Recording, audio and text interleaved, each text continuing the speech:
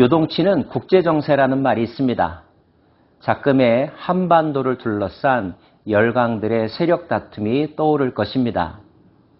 에스겔 당시에도 마찬가지였었는데요. 당시에 G2 국가를 꼽는다고 한다면 하나는 바벨론이고 하나는 이집트입니다. 두 세력 간의 충돌이 일어날 것인데요. 과연 누가 이길 것인가? 하나님은 에스겔을 통하여서 이집트가 패배하고 멸망할 것을 말씀하고 계십니다. 29장에 이은 하나님의 예고입니다. 여호와의 말씀이 내게 임하여 이르시되 인자야 너는 예언하여 이르라. 너희는 통곡하며 이르기를 슬프다 이날이여 하라. 그날이 가깝도다. 여호와의 날이 가깝도다. 구름의 날일 것이요 여러 나라들이 때이리로다. 애굽에 칼이 임할 것이라. 디데이가 다가오고 있음을 말씀하십니다. 반복하고 계시죠? 급박하다는 뜻입니다. 이 디데이의 대상자는 애굽, 이집트일 거라는 거죠. 여호와께서 이같이 말씀하셨느니라. 애굽을 붙들어 주는 자도 엎드러질 것이요 애굽의 교만한 권세도 낮아질 것이라. 큰 소리치는 애굽도, 그 애굽을 도와주려고 하는 사람도, 동맹을 맺으려고 하는 세력들도 다 무너질 것이라는 것. 그리고 여러 지명들이 나옵니다. 믹돌, 수에네, 놉, 바드로스, 소안, 아웬, 비베셋. 그 모든 도시들이 황폐한 나라들 같이 그들도 황폐할 것이며 사막이 된 성읍들 같이 그 성읍들도 사막이 될 것이라. 내가 애굽에 불을 일으키며 그 모든 돕는 자를 멸할 때에 비로소 사람들이 나를 여호와인 줄 알리라. 애굽 전역이 주요 도시들이 다 파괴되고 멸망에 이른다는 것입니다. 그러한 일은 누구에 의해서 일어날까요? 역사를 주관하시는 하나님에 의해서죠. 그러나 하나님이 사용하시는 도구가 되는 나라나 사람이 있죠. 그때 쓰임받았던 나라가 바로 바벨론이라는 거죠. 내가 또 바벨론의 느부갓네살 왕의 손으로 애굽의 무리들을 끌으니 그가 여러 나라 가운데 강포한 자기 군대를 거느리고 와서 그 땅을 멸망시킬 때에 칼을 빼어 애굽을 쳐서 죽임당한 자로 땅에 가득하게 하리라. 내가 그 모든 강을 마르게 하고 그 땅을 악인의 손에 팔겠으며 타국 사람이 손으로 그 땅과 그 가운데 있는 모든 것을 황폐하게 할 것이라. 그야말로 당대의 바벨론은 무서울 것이 없는, 거칠 것이 없는 강한 나라였습니다. 그러면 바벨론과의 전쟁에서 애굽이 패배하는 것은 어떤 의미 있을까요? 단지 두 세력 간의 싸움에서 힘이 약하여 패배한 것일까요? 군사적으로는 그렇게 말할 수 있겠죠. 그러나 그 이면에 영적 의미가 있다고 말씀하십니다. 그것은 애굽에 대한 하나님의 심판이라는 것입니다. 이같이 내가 애굽을 심판하리니 내가 여호와인 줄을 그들이 알리라 하셨다 하라. 모든 역사적인 사건, 특별히 심판을 통하여서 알기 원하는 것은 내가 여호와인 줄 알리라. 이 말의 의미는 참 다양하게 해석할 수 있습니다.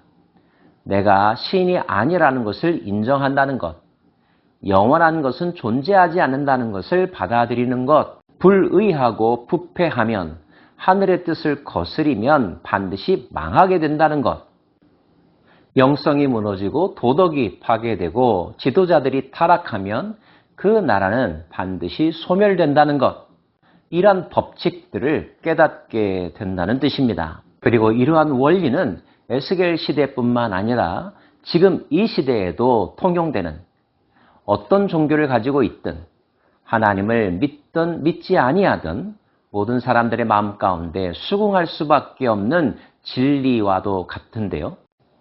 사실은 그것이 하나님의 법칙임을 성경은 말씀해주고 계신 것입니다.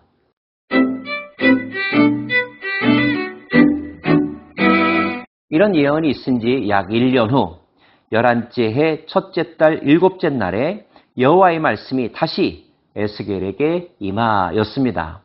이때 26장에서는 두로에 관한 예언이 있었습니다. 두로와 이집트, 유다를 둘러싼 주변 모든 나라들에게 엄청난 사건이 다가왔음을 에스겔을 통하여 말씀하고 계신 것입니다. 여호와의 말씀이 내게 임하여 이르시되 인자야 내가 애굽의 바로 왕의 팔을 꺾었더니 칼을 잡을 힘이 있도록 그것을 아주 싸매지도 못하였고 약을 붙여 싸매지도 못하였느니라. 그러므로 주 여호와께서 이같이 말씀하셨느니라. 내가 애굽의 바로 왕을 대적하여 그 두 팔, 곧 성한 팔과 이미 꺾인 팔을 꺾어서 칼이 그 손에서 떨어지게 하고 애굽 사람을 뭇 나라 가운데로 흩으며 뭇 백성 가운데로 해칠지라. 이미 상당한 타격을 입었음에도 불구하고 회복되지 못하고 완전하게 무너진다는 뜻입니다. 내가 바벨론 왕의 팔을 견고하게 하고 내 칼을 그 손에 넘겨주려니와 내가 바로의 팔을 꺾으리니 그가 바벨론 왕 앞에서 고통하기를 주께 상한 자의 고통하듯 하리라. 내가 바벨론 왕의 팔은 들어주고 바로의 팔은 내려뜨릴 것이라. 내가 내 칼을 바벨론 왕의 손에 넘기고 그를 들어 애굽 땅을 치게 하리니 내가 여호와인 줄을 그들이 알리라. 내가 애굽 사람을 나라들 가운데로 흩으며 백성들 가운데로 해치리니 내가 여호와인 줄을 그들이 알리라. 이 시대에 바벨론과 이집트 두 제국의 충돌에서 결국 승자는 바벨론이었습니다. 이집트는 패배했고 굴욕을 당할 수밖에 없었죠. 하나님께서 바벨론의 손을 들어주셨다고 말씀하고 있습니다. 이집트의 패배가 유다에게는 어떤 영향을 끼쳤을까요? 이미 살펴본 바대로 유다의 지도자들은 이집트의 힘을 빌어서 바벨론과 맞서 싸우려고 했었습니다. 결과적으로 그 선택, 그 정책은 실패한 정책이 되었죠. 오히려 그런 의도 때문에 바벨론으로부터는 더 가혹한 처벌과 고난을 당했어야만 했을 것입니다.